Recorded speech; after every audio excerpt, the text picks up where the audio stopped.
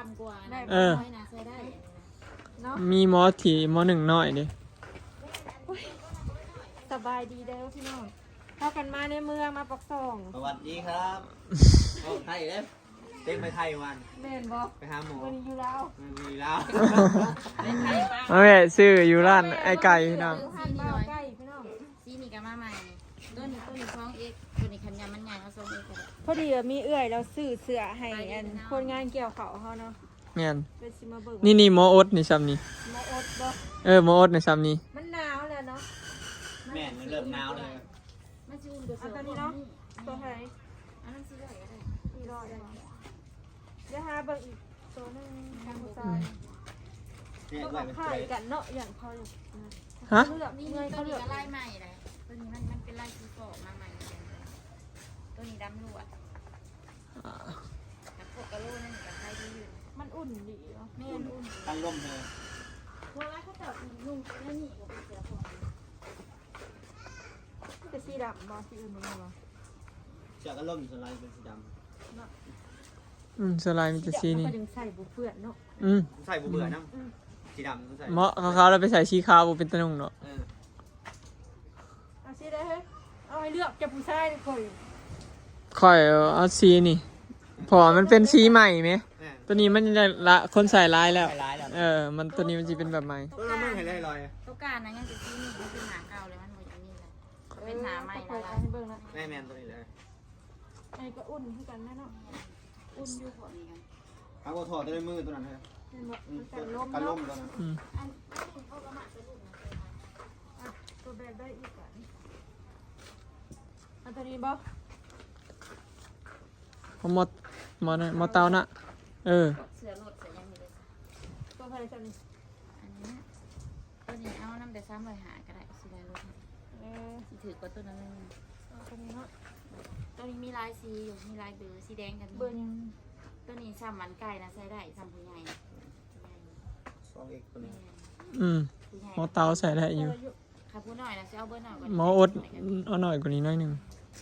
สีนี้ดำแดงกับนี่ค่ะบริเวณดำ ซ้ำนี้นะพอดีหมอ บ่นี่เพิ่นนะไอ้ตัว400ไอ้ตัว300หาเลยเนาะ หาแล้ว แม่เบิ่งเสื้อผู้หญิงก่อนเป็นสิ แย ตาก ไว้ เข้าบัด ยัง เดียว สีลง แล้วเนี่ยให้ เสือผู้หญิงเสือผู้ใดให้พนันกันนะเอาMCดิให้ผู้หญิงเลย MC เขาจะมักใส่เองสิงานก็ดีใส่เลย มีลายสีให้ MC คือของแท้ข้างเนาะ คือเลย มีลายสีอยู่เขียวดำแดงสีนี้ เบิ่งบ่คักนี่ก็ว่า แม่คือเขาจะเห็น อันนั้นเลย เล่นงานไทย มันต่างกันแค่ป้ายเท่านั้นแหละ คือเฮานี่มันซ้ำ เฮานี่บ่ฮู้ดอกมันต่างกันแค่ป้าย มันน้อยพอดีบ่มีบ่ น้อยคน นี่แน่เนาะ แบบนี้งาม ไอ้ของยายแห้งเด้อพี่น้องมันหนาวเลยนะ น้อยกว่านี้น้อยหนึงแต่ว่าสีนี่คือสีงาม ลอยน้อยก็น้อยแบบนี้เลยก็ต้องเป็น อันนี้เด้อซะอัน MC บ่ MC กันคนกัน ใส่สำคัญเนาะ ได้สีทั้งสองตาไม่เหมือนกัน ตัวนี้น้อยบ่ ตัวนี้ ใส่หยังอันนี้ อันนี้เบอร์ใหญ่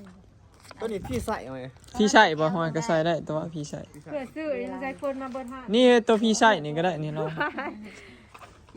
แม่นบ่ พี่ใส่ไอ้ ตั กั วน นี้เนาะคือสีงามหน่อยเนาะ จอยดี นั่นแหละจอยตุ้ยใส่ได้พี่ใส่นี่แหละมักสีนี่ก็สีขาวกับเราอยู่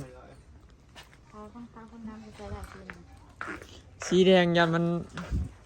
เข้ากับสีผิวโพด อันนี้ได้ค่าตัวเท่าไหร่ อันนั้นเฮ้ยเขาขาย350เฮ้ย MC อันนั้นเท่าไหร่300 300ตัวนั้นไปรูปรอ300อาทิตย์ตัวนั้น ตัวนี้เป็นขาย400ตัวนี้รุ่น โอเคจ้ะ โอเค ตัวนี้ขาย500อันนั้น400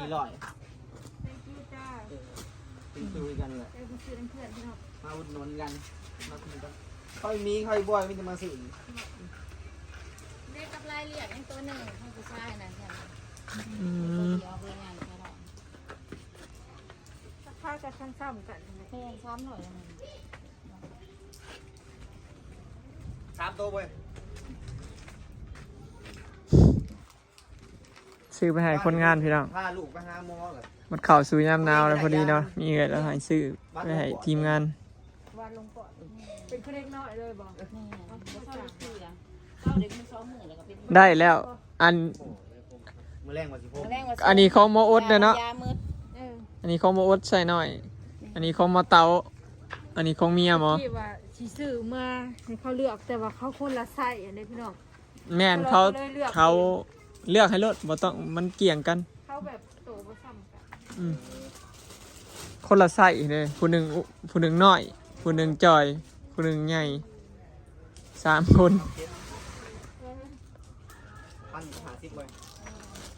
1,050 บาท 1,050 บาท เอามาน่ะก็ได้100เอา1,000ก็ได้ตัวนี้ลายให้300สำคัญ ใช่ เอาความพื้นนำตัวนึ รถ ง อีก แม่ นะ เอา รถแล้วรถ รุ่ อี น ก แรกแจกแค่มาจาก ฝ้ากมาซื้อเด้อพี่น้องห้านนี้พอค่าไม่ค่าใจดีรุ่นไหแบบพิเศษ ขอบใจหลาย ขอบใจได้หลาย มาเด้อมาเด้อ เฮ็ดบด เฮ็ดบดจ้าพี่น้องโลละ80,000 80,000จักบาท 100 กว่าบาท 100 กว่าบาทประมาณ100ชาว130เนาะประมาณ100ชาวบางนี่จะดอกงาม ขายเก่งขนาด เก่งไหนเฮ็ดดงเฮ็ด เด็กเสียทงเลยเนาะ เฮ็ดดงเฮ็ดดง ซื้อมาผักนี่ แซ่บเฮ็ดดงถ้าโตไม่ถ้าเสิร์ฟตั้งทางก็ไว้เฮ็ดย่างนะจ๊ะ ที่บอกเขาต้องป้าก็เบิ่ง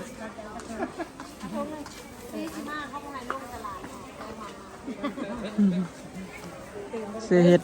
เนี่ยให้แม่เนาะ ที่เก่งคือคุณยายเต็มเดือนหรือมาบัดนี้แวบเลย ไว้ก็ไม่เวียดเนาะหมู่บ้านนี่มาซื้อ อันนี้เฮ็ดอีหยังใส่เนี่ย จิ๊บเนาะไปมาซื้อกระแสบแสบลูกค้าเก่าก็ยังมาซื้ออีกมื้อนึงดอกใหญ่ๆนะอ่อนแล้วกันเขาว่าซอยเจ้าลูก จบงานพี่น้องขนเขาเรียบร้อย กำลังว่าแทนหาอะไรกินพี่น้องนะ สุดพิเศษ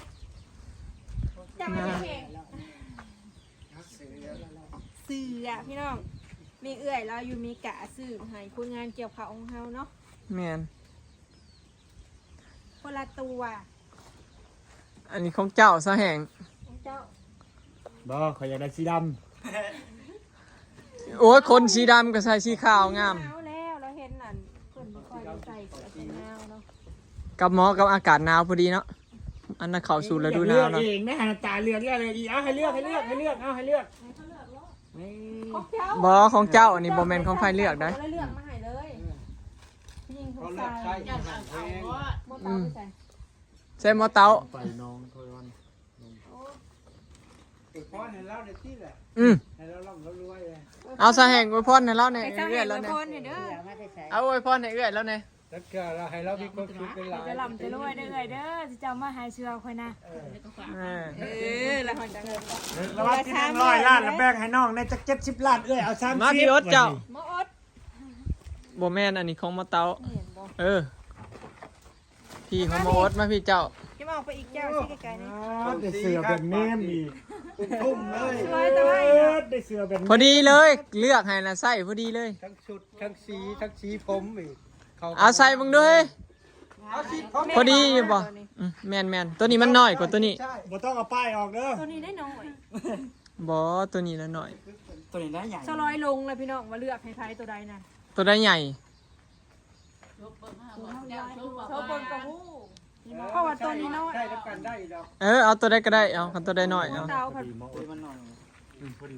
เอาหมออดตัวนี้เอาใส่เบิ่งครับ ก็เข้ากันก็ม้อยดอกตรง ใช่บุ้งดู เสือ อย่าโตละสิ เดี๋ยวห้ามถอดทรง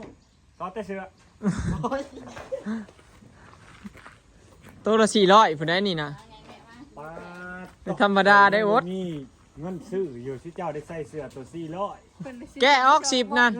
เฮ้ยเดี๋ยวหาซื้อเสื้อมือซองก็นี่ตัวละ100ต่อแล้วต่ออีกบ่มีเงินซื้อ รุ่นนี้ นี่เอานี่ มันหนีบทำจะเด้อ โอ้ โอ้เข้ากันเลยให้ที พี่ ทีเว็บปลาเผาวันนี้เข้ากันขนา เอ ด อ ขอบคุณมาแน่ขอบคุณเอ้ยแน่ ขอบคุณครับ ขอบใจ ใจ เอาอวยพรให้เอื้อยเราดูเอาจะอวยพรดูเออ ให้ได้มีแห้งเลยให้เราให้รวยเลย เออสาธุให้เราร่ำรวยๆได้ผู้ละโตพี่น้องเหลือแต่เบาเตาเนาะเบาเตาเป็นยังเป็นยังล่ะงมปลาบ่เดี๋ยวจะเอาให้เบาเตา ตามมาเด้อเจอกันเน้นเด้อ เสื้อกันดี ป่ะ มึงบ่เอาเทล่าซิดกูเอาได้ จริงๆแล้วเราซื้อให้สลอยตัวหนึงบ่ตัวหนึงเติมบ่ได้เอา แม่น พอสลอยเครื่องลายเลยพี่น้องให้เขาเจ้าสิบ่มีซะ แม่น ไอ้กระตัว400มันจะเห็นตัว300แล้วเขาคือได้น้อย เอ้าเขาก็เบิ่งตามคนเนาะถึงงามเขาก็ซื้อตัว400พวกกีฬาเขาก็ซื้อตัว300 ดีใจใช่ไหม เอาไปได้สอดซื้อตัวละ100 MC ผู้ใดนั่นน่ะแฮง อันนี้ไว้ให้บ่าวเตาเนาะ นี่ไว้ให้เบาเตาพี่น้อง แล้วเลยตรงนี้พี่น้อง เขาบอกเขาแรกของใครเห็นบนไปเห็น คนเขาแล้ว หมาน อัน ก นี้ บ ก้นเอา อาเรียลินมึงเฮ้ยลินการอยู่ เพื่อปันบ่ ซอแห่งจะกลับบ้านแล้วพรุ่งนี้ ใช่คนไปกับ โอ้ยเข่าบริโภคบ้านนี่ เขาบ่ได้ปั่น ใช่ปะ สรุปถ่าปั่นเขาก่อนบ่ โดย ว่ามันบริปั่นบริให้เมื่อแล้ว เพราะว่าเรื่องว่าสิเมื่อ เมื่อแต่ให้ย่างเมื่อ ไปเมื่อกหายางเมื่อเราอะโอ้บ่เตาได้ใส่เสื้อใหม่เป็นไงอุ่นเยอะเสื้อใหม่เพิ่นพี่น้องอันซื้อมาแต่ปักซองเนาะมาให้ชื่อเพิ่น3 คนมื้ออื่นบ่เมื่อไผเว้า คือพวกเมื่อจะตัวนี้ ไผเมื่อทรง พ่อนาซี มันอาซีมีชิเมื่อทรงเพิ่นสงสัยมื้ออื่นนี่เมื่อแต่เด็กแล้วสุเจ้าสาวซีว่าสิพาเมื่อแต่เด็กเข้ามาสิได้หนีปลากันแล้วพี่น้องบ่เตาสิเมื่อแล้วมื้ออื่นเช้า เมื่อแต่จะงูเพิ่นทำมัน รอสิพาเมื่อแต่เช้าเพื่อไปมันไกลมันอ้อมเมื่อทางเก่าแล้ววะ เมื่อทางนี้ช่องต่อคือกัน เมื่อทางนี้เมื่อบ่ได้เหมือนบ่ทางไกลเมื่อทางเก่านะพี่น้องบอลไอ้ทางบอยอันเมื่ออันดำหน้าและเมื่อส่งกันทีมงานนั่นแหละ เมื่อทางบ้านทำมันก็ได้ครอบเซ่คือกันมันโค้งไปเลยทางปากทางมันคอนดาดอุดมเลยมันใช้มันคอนเลยหรอ มันโค้งคือก้าวดอยเมื่อพี่ หักทางนั้นมันไกลเนาะเพอเขาได้ขึ้นอันรัก30 หางมันได้โง่ลงมาเลยพี่น้องบ้านเขาเจ้าน่ะมันบ่แม่นว่าเขาไปแล้วมันสิฮอดเนี่ยมันได้โง่กลับคืนมันไปฮอดบ้านรัก30 หางแล้วมันได้โง่ลงมาเนี่ยแท้บ้านเขาเจ้าก็ใกล้ๆนี่พี่น้องออกปักซองไปลงแสนละหาน้ำเนาะเข้าไปในเมืองใกล้ งูใช้ส่วน ๆมันขาดแต่น้ำ คือมันใช้ชั้นไงที่จะไปเที่ยวทงเลยมันโค้งมันมีคือเก่า มันขาดแต่ในน้ำมันเซ่แหละพี่น้องยามพ้นมันไปบ่ได้ไปยามรถใหญ่เขาบ่ขาม ยำแรงแค่นี้ ยามแรกนะเขาขามบักเขายามไปรถใหญ่เขาเอาขี่เอาขึ้นบักยามนี้มันไปอย่างเนาะ จะพามันจอดดินเลยนั่นมันจะลงไปจ่ายดินอันนี้ขาบักเขาตั้งน้ำเลยครับความเลยแรงเลย เขาดุดขันลมดุดขันลม ตอนมาได้สัญญางมาบ่เขามาจอดไว้นี่ในเซ่แล้วก็ยางขามมามานั่งรถอยู่พี่ อยู่ฝั่งพี่ เอาเรือเด้มันนานท่านยังกว่าก็เอาเรือดึงของ สรุปชุมเพิ่นสิกลับมื้ออื่นเด้อพี่น้องถ้าเบิ่งมื้ออื่นผู้ใดสิมื้อ เวลาอันนี้ก็ได้สิเมื่อบ่ ข่อยนี่ข่อยลูกข่อยหลายข่อยเต็มขอกอยู่ไปเมื่อมันไกลทางนั้นน่ะเพื่อคันเฮาไปเฮาต้องแบบหมู่เฮาบ่ได้เกลือเช้าเที่ยงแรงเด้อพี่น้องตอนนั้นเมื่อส่งทีมงานนั้นดำหน้าเพราะว่าบ่ได้มีหมูคุณเลยบ่ได้เกลือตอนเที่ยงอะนะอันนี้ว่าญาเกลือหมูตอนเที่ยงอีกผู้แลดำหน้าผู้แลจังหวะกัน